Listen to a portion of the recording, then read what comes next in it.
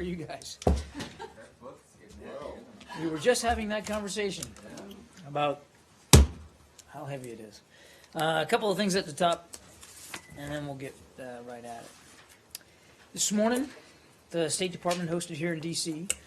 the 6th Annual U.S.-Philippines Strategic Dialogue, led by Assistant Secretary of State for East Asian and Pacific Affairs Danny Russell and Deputy Assistant Secretary of Defense Amy Seawright on the United States side, and on the Philippine side, Undersecretary of Foreign Affairs Evan Garcia and Undersecretary for Defense Policy Pio Lorenzo Batino, for the government of the Philippines. Both countries reaffirmed their commitment to strengthening the U.S.-Philippines alliance in terms of ensuring both countries' mutual defense and security, as well as jointly contributing to regional peace, stability, and economic prosperity. Both sides also noted agreement on 5 enhanced defense cooperation agreement agreed locations, encompassing portions of the following facilities and areas: Antonio Bautista Air Base, Basa Air Base, Fort Magsaysay, Lumbia Air Base, and Mactan Benito Ebuen Air Base. They also discussed next steps for implementation of the EDCA and how it will support the United States' efforts to help modernize the armed forces of the Philippines, develop capacity and capability for maritime security and domain awareness, and provide rapid humanitarian assistance to the people of the Philippines. On Germany, we are saddened today to learn of the death of former German Foreign Minister Guido Westerwelle. We send our deepest condolences to his family, friends, and of course the German people. The United States worked closely with him throughout his 4 years as foreign minister on historic global issues. We'll have more to say about this later today, but we wanted to note at the top of the briefing, again, our sadness at his passing and our deep regard for the German people today. With that, Matt. Just very briefly, you mean the Secretary's going to have a Yeah, I statement think in the his Secretary will have something out later today. name? Okay, and then briefly, just on the Philippines, the 5 places that they've agreed on, could there be more, or is that it? Does this complete the whole thing, or at least in I'm terms not of aware of any location? additional. Is there stuff that's still under discussion There's the. in terms of location? I'm not aware of any additional locations. And again, these are rotational Right. areas. There's no U.S. basing in the Philippines, and that's not a part of the EDCA.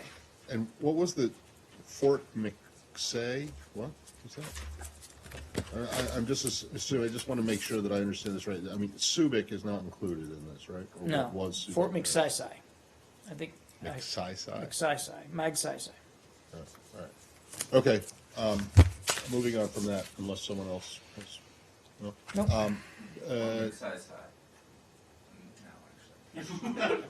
Well, I meant on the Philippines in general, but No, I'm fine if you're fine. okay. Well, wait. I just something just occurs to me. So this clearly, when the agreement was signed several years ago, but now today the finalization of these locations. What kind of signal is this intended to send? The signal it's intended Not to the Philippines, but to other countries, perhaps larger ones to the west. What it signals is our commitment to our alliance with the Philippines, and only our alliance with the Philippines. That's what this is intended to signal, that alliance is still strong and vibrant. We want to see it continue to be stronger and more vibrant in the future. No other nation in the region should take any other message away from this new agreement. It's very much in keeping with, again, our security commitments there to the Philippines. Well, you may not want them to take any other message, but I'm not sure that I believe that that's the case. I think you're most certainly trying to send a message. But whether or not that is the case, and whether or not you want other countries to take a message, they are certainly going to take the message and say that this is provocative. And I guarantee you come Monday, you'll be asked about one particular foreign ministry saying that this is provocative. Which one? One where there's a lot of smog. Look, I mean, And I guess, in anticipation of that complaint, which is going to come, why should other governments, particularly ones with whom the Philippines has disagreements over territorial issues, not see this as provocative, the fact that there's going to be rotational U.S. military in the Philippines? Okay, a couple of thoughts there. First of all, we've made absolutely no bones about the fact that we take the rebalance to the Asia-Pacific region very seriously. There are many components to the rebalance. The military component is just one of them. I am traditionally reticent to talk about military matters, but in this case, I think, given that I topped this off the dialogue, I'm going to speak a little bit about that. There has been the rebalance has been realized in tangible ways across the Asia-Pacific region, whether it's ballistic, Aegis-capable ballistic missile defense destroyers that have been based in Japan, or additional air defense systems in Alaska at Fort Greely, and the additional presence of expeditionary rotational forces, be they Navy, Marine, Air Force, or even Army, in the region. And as part of first of all, this agreement has been a long time in coming and in discussion, but it's very much in keeping with the efforts that the United States has put in to increasing our rotational and expeditionary capabilities there in the Asia-Pacific region. It's very much in keeping with that. I can't speak for another nation and how they might react to this, but I can tell you that there's nothing offensive or provocative with respect to any of the military capabilities that are permanently based in the Asia-Pacific region or are going to be rotationally based in the Pacific region. Okay, well, good luck selling that to the Chinese, but anyway. Oh, it's not about selling it to the Chinese or to anybody. It's about meeting our security commitments in a serious alliance with the Philippines. That's what this is about. On North Korea, you guys have asked for a UN Security Council meeting on the latest missile launches, and I'm just curious, is it too soon to say that you're going to be seeking additional sanctions since you just got a new resolution that had some pretty significant sanctions on it? Yeah, I just don't think we're ready now to say if another set of sanctions or another resolution is going to be pursued. But yes, we do want to have this discussed at the UNSC. Can I change topics? Yeah, well, actually, because I topped on the Philippines and Matt asked about it, I would like to go ahead and finish it out. Right. Did the topic of the joint freedom of our navigation operation came up in the discussion? I'm not aware of any specific discussions about operations, and I would refer you to my colleagues at the Pentagon to talk about operational matters. If you're asking if they discussed current tensions in the South China Seas, absolutely they did. I think you would expect that would come up, as it does routinely when we speak with our counterparts in the Philippines. But I'm not aware of any specific discussions with respect to operations. Did I mention any discussion on the tribunal potential ruling on the? I don't have Niger additional detail to read out on the dialogue, but yes, in general, they certainly discussed South China Sea tensions. Yeah. Sure. Okay, go to the Palestinian-Israeli issue. I was figuring you weren't going to ask me about the Philippines. No, I could ask about the Philippines if you want me to. No, it's up to you. I like the Philippines. It would be great, though, wouldn't it, if I could do. actually tell you what to ask me, I'll do all it. of you, I mean, instead of just that's letting the you way- come up with the questions? Isn't that the way it happens in other parts of the world where it's just democratic? All right. Okay, let me ask you about 10 days ago, a Palestinian attacked an Israeli soldier, and he was shot and killed, and his body confiscated and taken and not yet returned. The Israelis ordered his mother, who was born in East Jerusalem, with 9 kids. Her parents were born in the Old City. Her grandparents were born in the Old City, and deported them to Gaza. Do you have any comment on this? I don't have specifics on this incident. All right, you don't have any specifics, but let me ask you in principle, would that sort of be considered collective punishment? Well, look, we've seen reports of this, and I think, Said, where I'd prefer to stay today is what you've heard me say before, which is, look, we want to see affirmative steps on all sides here to reduce the violence and the tensions and to try to move us forward for a two-state solution.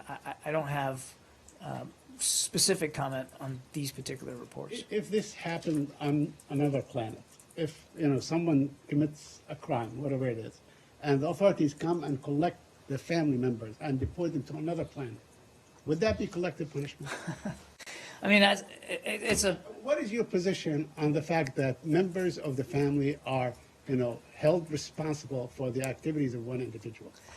Said, again, I've seen these reports. We want to see the tensions reduced. I can't engage in the hypothetical about interplanetary travel here, or the collective punishment that you're talking about. And we think it's important for both sides to look for opportunities to ratchet down the tensions. But you certainly have a position on collective punishment, John. I mean, the United States government holds dear all these human rights values and so on, and rule of law.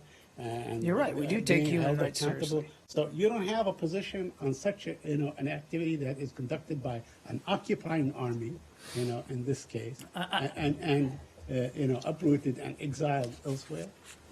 I can appreciate, the continued attempts to try to get me to dive into this specific incident. I'm going to refrain from doing that. But I think, again, we've been very clear what we want to see happen on all sides here.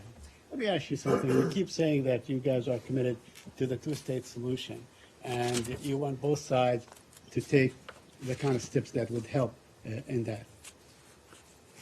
Have you, in the past, let's say, 5 years, can you point to any actual tangible steps that you have taken to ensure that this two-state solution will take place? Like, for instance, have you managed to dissuade the Israelis or pressure the Israelis to withdraw from let's say, a decision to build more settlements or confiscate more land or to conduct collective punishment? Well, you know yourself, we've been nothing but candid and open about our views and policies on the settlements issue. And every day we get up here and you and I talk about the violence, the continued violence, and how we want to see it stop. And I've only been here a short 10 months, and I don't know how many trips I've made with the secretary to that part of the world to talk to leaders on both sides about how we can try to move forward towards a two-state solution, and we're still committed to that. And my last question is really pertaining to the secretary's activities. Is he slated to speak before the APAC conference this weekend? I don't have anything He on did his last schedule. year, that's why I'm asking. No, he's not. He's not. He's just traveling. He's not scheduled to speak. I'd like to ask you about interplanetary travel. Okay. What is your position on it? Well, I think as long as you've got Would you a like to valid send passport certain people if you have to- a valid passport certain people and a get sent visa in away? the planet to which you're traveling, then I think we wouldn't want to discourage that, except, if there's a travel warning that you need to read on our website, we would point you to that. I'm not aware of any specific planets that have travel warnings right now. No, it's okay. It's okay. I mean, I know you were, Said, and I'm not trying to make light of it. But I just don't want to engage in hypotheticals. And again, our positions on these issues have been clear. They've been concise. We've been consistent about it. Yeah. No, please, really. I've noticed a lot of traffic on social media calling for the release of the U.S. NGO workers who are, the son and the father who have been arrested in Tehran. Has there been any? Have you received consular access? I understand that the Iranians don't recognize their U.S. citizenship, but has your protective power been able to speak to them? Do you have a court date? Do you know what they're charged with? So, yeah, there's a lot there. We're deeply concerned about the reports of the detention of U.S. citizens Samak Namazi and Bakr Namazi in Iran.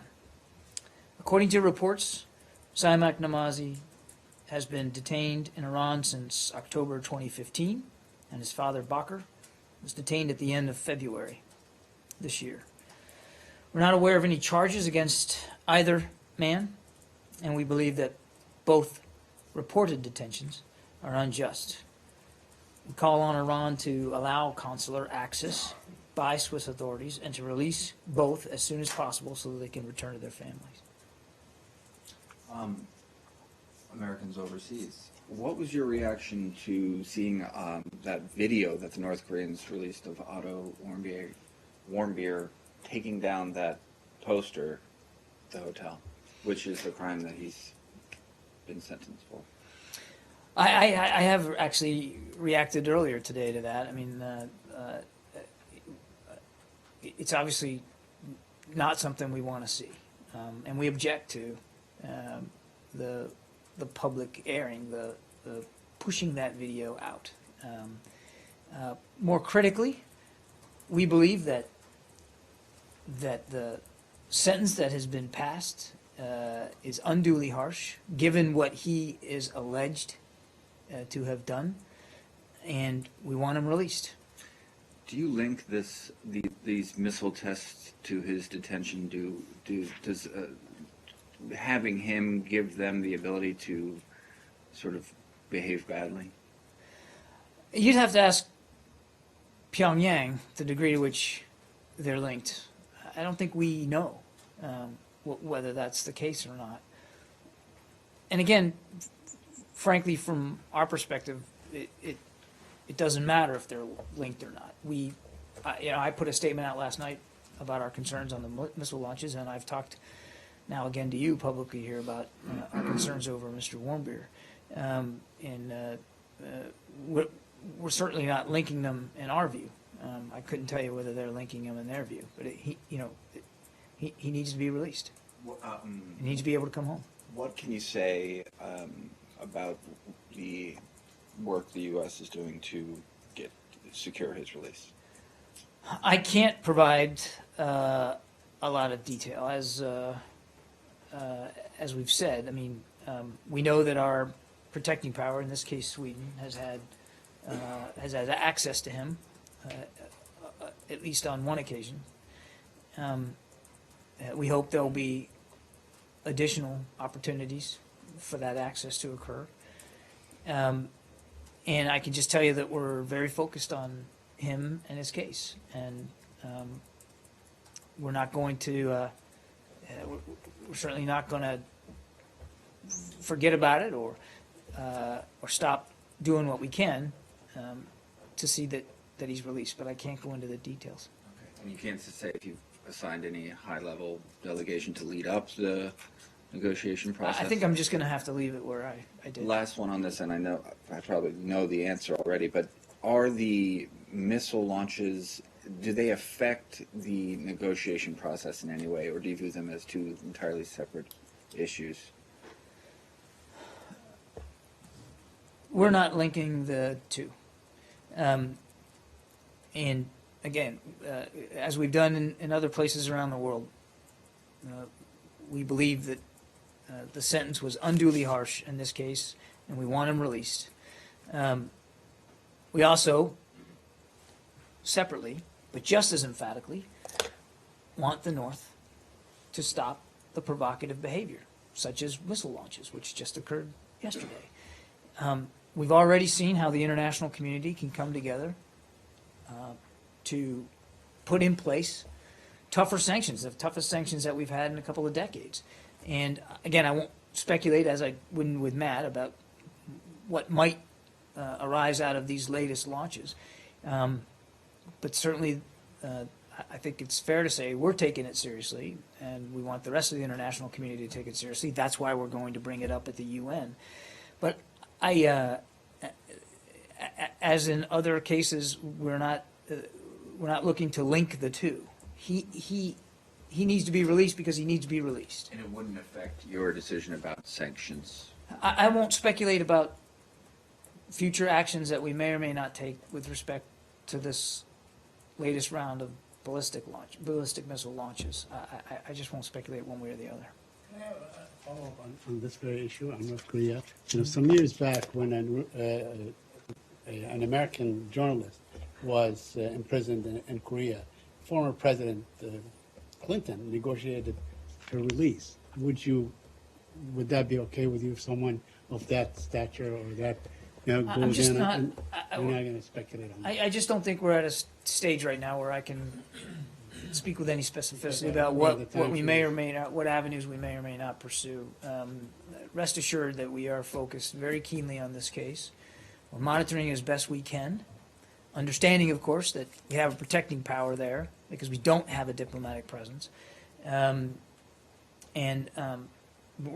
gonna stay at it, and we're gonna monitor this very, very closely. And again, we're gonna keep repeating our call that he needs to be released.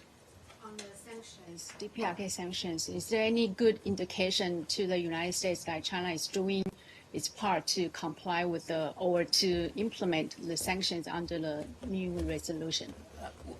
I would just point you to what the Chinese have said themselves. I mean, first of all, they signed up to the sanctions, and they have since publicly talked about or affirmed their commitment to those. I'm not aware of any specific interchange on enforcement right now by the Chinese, but again, it's only been just a little while. So, I mean, we'll obviously have to see where it goes, but this most recent this most recent resolution has in place, as part of it, much tougher enforcement mechanisms, and that's our expectation that everybody will uniformly, uniformly implement those enforcement mechanisms. Earlier, after the resolution was passed, Philippines was reported the first one to intercept a cargo that was bonded to DPRK. Do you have other tangible examples of implementation of the sanctions besides the Philippines case? I don't know of any other interdictions, such as what the Philippines did. I'm not aware. I'm not aware of any. Yeah. I wanted to ask about Yemen again and something about the UN. I've seen that you answered yesterday and you said you didn't have the details yet about this airstrike in Hajj province, but now the UN Human Rights Commissioner has said that his team got there on Wednesday. They put the death count at 106. UNICEF Yemen puts it at 118. So I'm just wondering, do you accept that as kind of is that enough information for the U.S. to say this did happen and that's the death count? We're aware and deeply concerned by reports that a significant number of civilians may have been killed or injured during a strike near a market in northern Yemen. I'm unable today to verify any of the specifics of what happened.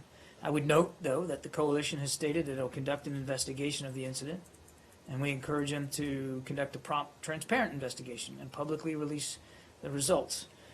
It's vital that the investigation provide a thorough and objective accounting of the facts and circumstances of the incident, and if appropriate, to address any factors that led to it so that we can prevent reoccurrence, of course. As we've said previously, we're deeply concerned by the effects of the crisis in Yemen, both in terms of civilian casualties and the dire humanitarian situation which still exists. Okay? This is a UN question. Can I ask if you don't mind? I wanted to ask, because earlier in the week I'd asked you about this ongoing corruption case about the UN. And there's been a new development, in fact, where another person has been indicted of another group. And the reason I'm asking you is that the answer I got was on background from a State Department official saying that the audit being conducted by the UN of two other groups, Sun Kyan Ip and Global Sustainability Foundation, was acceptable to the U.S. as a response. Now a third group has been implicated or indicted. You also didn't respond, to my knowledge, to this Government Accountability Project letter to the U.S. mission saying that the UN has retaliated against the press for reporting on this. So I wanted to just know, what do you think? Is this case getting larger? It seems to be getting larger, but what do you think about it? I'm going to have to take the question. I don't have additional details for you now. And I also happy to refer you to our mission up in New York City as well. They might have additional information. I just don't have anything more for you today. Okay? Can I follow up on the Yemen thing? Yeah, sure. You said that the coalition is investigating its own involvement in the alleged incident. Obviously, the coalition receives U.S. logistics, mid-air refueling, and intelligence reports Is there a U.S. investigation as to whether any of your forces were involved in this incident? I'm not aware of any U.S.-specific investigation into this. You might want to talk to my colleagues at the Pentagon, but I'm not aware of one. Do you expect Saudi Arabia to stop bombing Yemen anytime soon? Because there are some reports that you guys are either in discussions or they gave you some sort of a signal that they will probably see the coalition that Saudi Well, the Arabia Saudis is themselves leading. have talked about, being in a dialogue with the Houthis, and there was certainly efforts early on in the week to reach a cessation of hostilities. I talked about that here from the podium, that we certainly welcomed those reports. And as I said, we're deeply concerned by the reports that we've just seen about this particular airstrike. I'd point you to Saudi authorities to speak to the manner in which they're conducting coalition operations.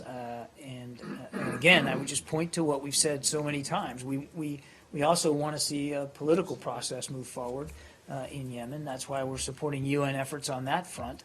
And again, we welcome any reduction in the violence and any increase that could occur in the humanitarian assistance to the people of Yemen. But again, I think I'd let the Saudi authorities speak to the specifics of coalition air operations. Yeah. My question is about President Obama's Nowruz statement. As well, I want to know if the president will address the Kurdistani or the Kurdish people and the Peshmerga celebrating at the front line. Nowruz for the Kurds significant as the struggle and the overcoming of tyranny, and being addressed by the president would allude to and reaffirm the existing relationship between the Kurdish people and the American people. I'm afraid I'm not at liberty to discuss the presidential remarks or schedule. I'd refer you to my colleagues at the White House. It's just it's beyond me to speak to issues the president plans to address or doesn't plan to address.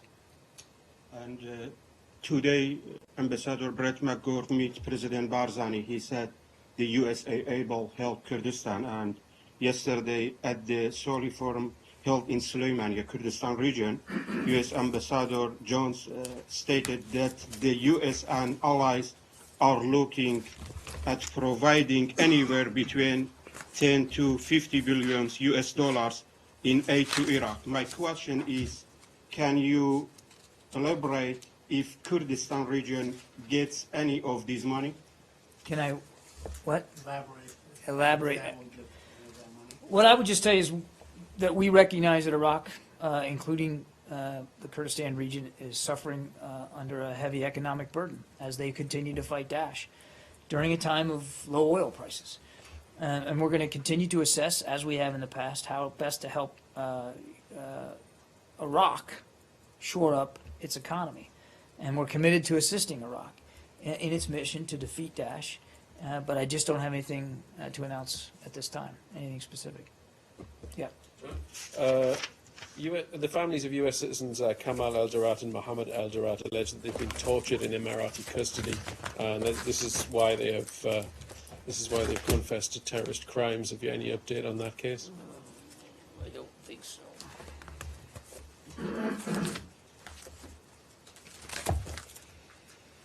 No, as you know, they were detained on the 26th and 28th of 2014, respectively. We're concerned about several aspects of their case, the allegations of mistreatment, their health issues, the lack of access to legal representation, and the lack of consular access at the start of their detention. We've raised all of these issues with senior leaders in the UAE government and continue to call for an expeditious resolution to this case and a fair and transparent legal process in accordance with local law and international norms. But I don't have anything more specific. On the health issues, is that a result of human activity or above? I mean, I think I addressed just a few minutes ago, we certainly are concerned by reports of mistreatment, and we are aware of health issues more generally. I don't have anything more specific than that. Is that the guidance that was prepared before and that you've given before? It is Or very, has it been very. updated, like, to take into account recent potential recent developments? It's very similar to what I've said before. Again, we don't have any specific information that I'm aware of. But their health has and remains a concern for us. And again, reports of mistreatment are still deeply troubling. Do you take issue with the charges themselves? You said they're being charged with supporting groups during the revolution that were not considered terrorists at the time, but have since been declared terror groups by the UAE because they support the Muslim Brotherhood. Are you concerned with the charges themselves? As I think I've said before, I mean, they were formally charged with 3 counts of cooperating with and providing material support to terrorist organizations. What our main concern here is that there's an expeditious resolution to the case, and that there's a fair and transparent legal process that ensues in accordance with local law, as I said, international norm. That's our main concern, as well as, of course, reports about of allegations of mistreatment and their health. But I don't have anything additional to say. Do you think they will get a fair trial? We have continued to make that case, and we will, going forward, make that case to authorities in the UAE. That's what we want to see. Colombia. Yeah, I wanted to ask you, there's kind of a controversy. They've reached, a deal has been, the outlines of it have been released, and on transitional justice, the idea would be that people that even if they confess to war crimes, wouldn't actually be detained or have any jail time. They might be put in a certain part of the country for 8 years. And so a lot of human rights groups, including Amnesty International, are saying this is a bad precedent. Does the U.S. have any position on the non-jailing of war criminals? I think, we're continue to work through this. I don't have anything additional to say. We'll continue to work this process going forward. Can I ask a very quick question on Djibouti being a close U.S. ally? You guys are I really on behalf of a pumping me all over colleague. this book here. Just very quickly, if you have any comment, if you have a comment on this, it's for a colleague. Eritrea today released 4 Djibouti soldiers that have been held in prison since 2008, due largely to Qatari efforts. And so, do you have any comment on that? Or are you aware of this? Let me take that one for Okay. you, Saeed. Sure. You got me on that one. I Okay, haven't seen thanks. that report. All right. I think we're about good. Almost. Abdul Salam. Is that what you wanted to ask about, Matt? No. We've seen the reports coming out of Belgium. I would refer you to Belgian authorities. I honestly don't have a lot of information on that. I mean, these stories are breaking, as we speak, so I just don't have any updates. And could you speak at all to U.S. coordination with that effort or not? I know that we made clear our ability and readiness to assist in their efforts. I honestly don't have any detail with respect to whatever assistance might have come from the United States. But I think it's best to let Belgian authorities speak to this right now. Do you have any thoughts on the second anniversary of Crimea being annexed? I think, Or someone else spoken to that? well, I think we have spoken to that, but, I mean, I just wondered if today's the anniversary, but if you don't have anything new to say about it, then that's fine. I don't have anything new to say other than we continue to not recognize the annexation of Crimea. Over the course of the past couple of days, I've asked several times about the cases of two different cases, one in Bahrain, one in Honduras. Are you at a point now where you're able to call for the actual release rather than due process and for the rights advocate Nothing's who's been changed. detained in Nothing's Bahrain? changed. So you're still you still believe that she can get a fair? We continue to call on Bahrain to follow due process in all cases and to abide by its commitment to transparent judicial The proceedings. calls for the U.S. to call for an independent investigation into these murders in Honduras continue to grow. Why aren't you prepared to join or to agree to them? And do you know if the Secretary's responded to the letter that he was sent by? I'm not aware of a response. I'll check on that. Obviously, we're in receipt of it, and our position is the same as it was yesterday.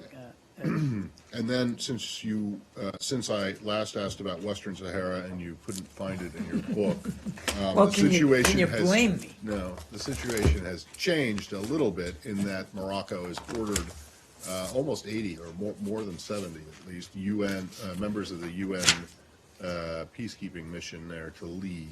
Yep. Do you have any concerns or other thoughts about that? We're aware of those reports, that they've asked the UN mission for the referendum in Western Sahara to reduce the size of its mission, to leave, as you put it.